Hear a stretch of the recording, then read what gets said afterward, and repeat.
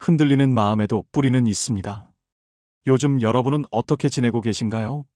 아침에 눈을 뜰 때 문득 오늘도 이렇게 살아야 하나 하는 생각이 드실 때가 있지 않으신가요?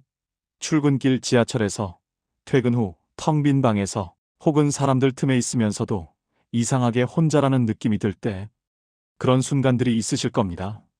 저는 이런 말씀을 드리려고 여기 섰습니다. 여러분의 그 흔들림이 나약함이 아니라는 것을요. 저도 많이 흔들렸습니다. 저는 흔히 다산 선생이라 불리며 책에서는 위대한 학자로 소개됩니다. 하지만 제가 살았던 시간의 대부분은 그저 견디는 날들이었습니다.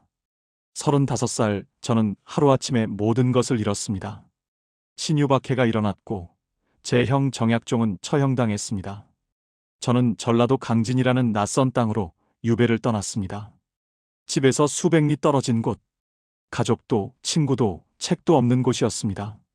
처음 1년은 정말 견디기 힘들었습니다. 초가집 처마 밑에서 빗소리를 들으며 저는 무수히 자문했습니다. 내가 무엇을 잘못했나? 왜 나는 이런 삶을 살아야 하나? 이 고통에 무슨 의미가 있나? 답은 쉽게 오지 않았습니다. 아침에 일어나면 할 일이 없었습니다. 사람들은 저를 피했고 저 역시 사람을 만나기 두려웠습니다. 어떤 날은 하루 종일 아무것도 하지 못한 채 그저 마당의 풀만 바라보았습니다. 그때 저는 깨달았습니다. 흔들림이란 사람이 살아있다는 증거라는 것을요. 뿌리는 보이지 않는 곳에서 자랍니다. 강진에서 3년쯤 지났을 때였습니다. 어느 날 저는 마을 뒷산을 걷다가 소나무 한 그루를 보게 되었습니다. 바람이 세차게 불었는데 그 나무는 크게 흔들리고 있었습니다. 가지가 부러질 것 같았고 줄기가 꺾일 것 같았습니다. 그런데 신기하게도 그 나무는 쓰러지지 않았습니다. 왜일까요? 땅속 깊은 곳에 보이지 않는 뿌리가 있었기 때문입니다. 저는 그때 이런 글을 남겼습니다. 사람의 마음은 나무와 같아서 때로는 흔들리고 때로는 꺾이는 듯하지만 그 뿌리가 깊으면 결국 다시 일어선다. 뿌리란 무엇인가? 스스로를 믿는 마음, 옳다고 여기는 것을 버리지 않는 마음이다. 다산시문집 권12. 여러분께 여쭙고 싶습니다. 지금 많이 흔들리고 계신가요? 그렇다면 그건 여러분이 약해서가 아닙니다. 바람이 세게 불고 있기 때문입니다.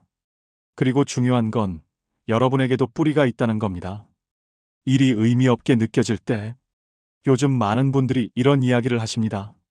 매일 똑같은 일을 반복하는 게 무슨 의미가 있을까요? 아무리 해도 달라지는 게 없는 것 같아요. 이렇게 사는 게 맞는 건지 모르겠어요. 저는 이 말들이 낯설지 않습니다. 유배지에서 저도 똑같은 생각을 했으니까요. 어느 날 저는 마을 사람들이 농사 짓는 모습을 보았습니다. 그들은 매일 새벽같이 일어나 밭으로 나갔습니다. 땅을 파고 씨를 뿌리고 물을 주고 풀을 뽑았습니다. 매일 반복적으로. 그런데 신기한 건 그들은 불평하지 않았습니다. 왜 그럴까? 저는 궁금했습니다. 그래서 어느 날 한 농부에게 물었습니다. 매일 똑같은 일을 하는 게 지루하지 않으십니까? 그가 웃으며 답했습니다. 선생님, 땅은 거짓말을 하지 않습니다. 제가 씨를 뿌리면 땅은 반드시 싹을 틀립니다. 제가 물을 주면 싹은 자랍니다. 느리지만 확실합니다. 그 말이 제 가슴에 깊이 박혔습니다. 저는 이렇게 적었습니다. 일이란 씨앗과 같다. 당장은 결과가 보이지 않아도 성실히 뿌린 것은 반드시 싹을 틔운다. 다만 사람들은 너무 빨리 결과를 보려 하기에 지치는 것이다. 경세유표 권3. 여러분이 지금 하고 계신 일도 그렇습니다. 회사에서 매일 반복되는 업무, 집에서 하는 설거지와 빨래, 시험 공부, 운동, 사람을 만나고 관계를 유지하는 것. 이 모든 것들이 당장은 의미 없어 보일 수 있습니다. 하지만 씨앗은 땅 속에서 자라고 있습니다. 여러분이 모르는 사이에요. 관계가 힘들 때, 사람 사이의 일은 정말 어렵습니다. 직장에서, 가족 안에서, 친구들 사이에서, 때로는 내가 아무리 잘해도 상대가 나를 오해하는 것 같고, 때로는 내가 상처를 받았는데도 아무도 알아주지 않는 것 같습니다. 저 역시 그랬습니다. 유배지에 있을 때 저는 수없이 편지를 썼습니다. 가족에게, 제자들에게, 옛 친구들에게. 하지만 답장은 잘 오지 않았습니다. 어떤 편지는 아예 도착하지도 않았습니다. 외로웠습니다. 특히 명절날이 가장 힘들었습니다. 다른 사람들은 가족과 함께 음식을 나누고 웃는데 저는 혼자 방에 앉아 있어야 했습니다. 그때 저는 이런 생각을 했습니다. 사람들이 나를 잊은 건 내가 가치 없는 사람이기 때문인가? 하지만 시간이 지나면서 깨달았습니다. 사람들이 저를 잊은 게 아니라 그들도 각자의 삶을 살고 있었던 겁니다. 그들도 힘들었고, 그들도 바빴고, 그들도 불안했습니다. 저는 이렇게 썼습니다. 사람은 각자 자기 삶의 무게를 지고 간다. 내가 외롭다고 느낄 때 상대방도 외로울 수 있다는 것을 알아야 한다. 서로를 원망하기보다 서로의 무게를 이해하려 노력해야 한다. 여유당전서 권 18. 여러분도 혹시 누군가와의 관계에서 상처받으셨나요? 왜 나만 노력하는 것 같지? 왜 저 사람은 나를 이해하지 못하지? 그런 생각이 드신다면 한 가지만 기억해 주셨으면 합니다. 상대방도 여러분만큼 불완전한 사람이라는 것을요. 상대방도 불안하고 두렵고 때로는 어떻게 해야 할지 모릅니다. 그래서 실수하고 상처를 주기도 합니다. 그렇다고 여러분이 모든 걸 참으라는 말은 아닙니다. 다만 상대를 이해하려는 마음이 조금이라도 생긴다면 여러분의 마음도 조금은 가벼워질 수 있다는 말씀을 드리고 싶습니다. 실패했다고 느낄 때, 제가 유배에서 돌아왔을 때 저는 55이었습니다. 그때 저는 생각했습니다. 내 인생은 실패했구나. 학자로서의 꿈, 벼슬아치로서 백성을 돕겠다는 포부, 모두 물거품이 되었습니다. 18년이라는 시간을 유배지에서 보냈고 돌아왔을 때는 세상이 완전히 바뀌어 있었습니다. 하지만 지금 돌이켜보면 그 18년이 제 인생에서 가장 중요한 시간이었습니다. 왜냐하면 그 시간 동안 제가 진짜로 공부했기 때문입니다. 처음에는 그저 시간을 견디기 위해 책을 읽었습니다. 하지만 점점 배움 그 자체가 즐거워졌습니다. 백성들의 삶을 가까이서 보면서 진짜 필요한 학문이 무엇인지 알게 되었습니다.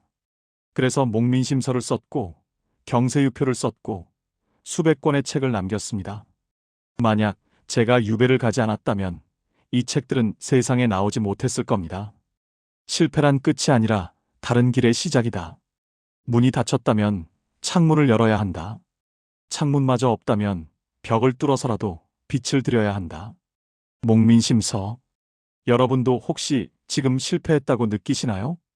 시험에 떨어졌거나 승진에서 밀렸거나 사업이 망했거나 관계가 깨졌거나. 그렇다면 제가 감히 이 말씀을 드리고 싶습니다. 그것은 끝이 아니라 새로운 시작일 수 있다고요. 지금 당장은 모든 게 무너진 것처럼 느껴지겠지만 시간이 지나면 보일 겁니다. 그 실패가 사실은 여러분을 더 단단하게 만들었다는 것을요. 번아웃, 그리고 쉼에 대하여. 요즘은 번아웃이라는 말을 많이 쓰신다고 들었습니다. 너무 열심히 살다가 어느 순간 모든 게 의미 없게 느껴지고 아무것도 하기 싫어지는 상태라고요. 저도 그런 순간들이 있었습니다. 유배 초기, 저는 제 자신을 너무 몰아붙였습니다. 이렇게 있으면 안 돼. 뭐라도 해야 해. 그래서 밤낮 없이 책을 읽고 글을 쓰고 생각했습니다. 그러다가 어느 날 몸이 먼저 무너졌습니다. 열이 나고 기운이 없었습니다. 한 달 넘게 누워 있었습니다. 그때 깨달았습니다. 아, 나는 기계가 아니구나. 사람은 쉬어야 합니다. 나무도 겨울에는 잎을 떨구고 쉬지 않습니까? 땅도 때로는 묵혀야 다시 기름진 흙이 되지 않습니까? 일은 중요하지만 쉼도 그에 못지않게 중요하다. 활을 항상 당겨놓으면 결국 끊어진다. 때로는 놓아야 한다.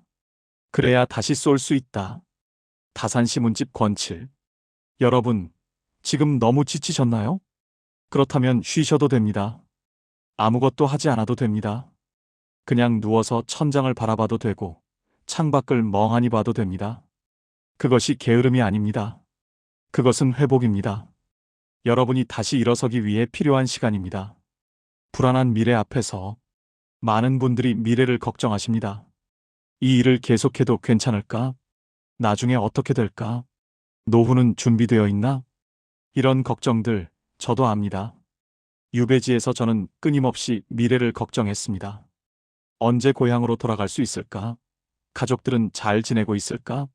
내가 죽고 나면 이 원고들은 어떻게 될까? 하지만 어느 순간 깨달았습니다. 미래는 아무도 모른다는 것을요.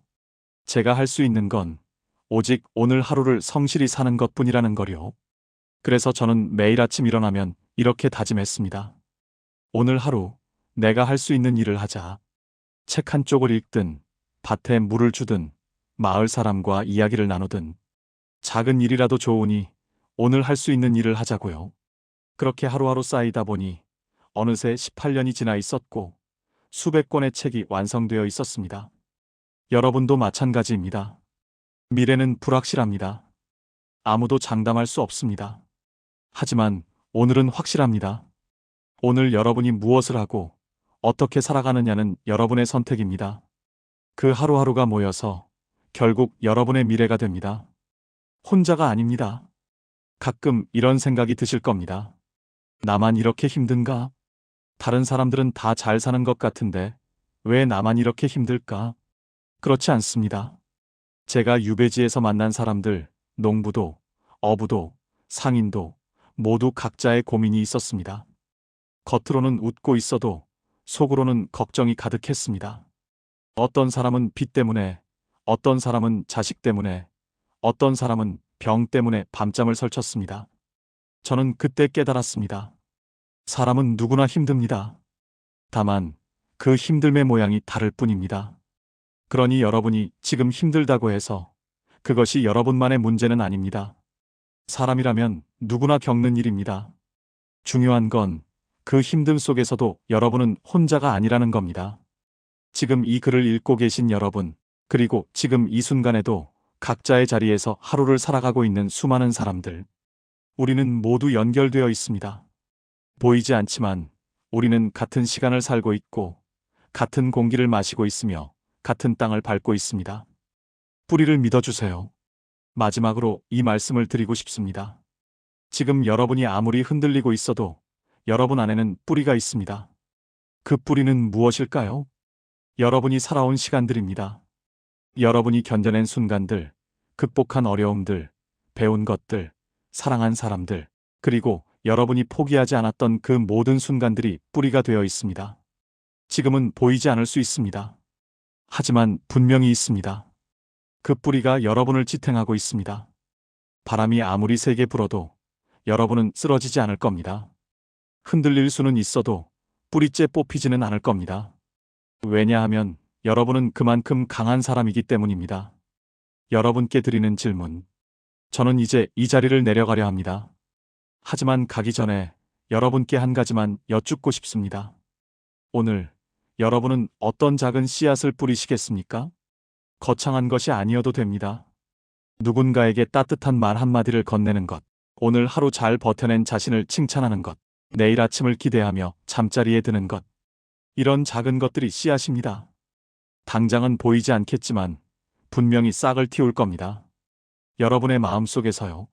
저는 그 싹이 언젠가 큰 나무가 되어 여러분을 그늘 아래서 쉬게 해줄 거라 믿습니다.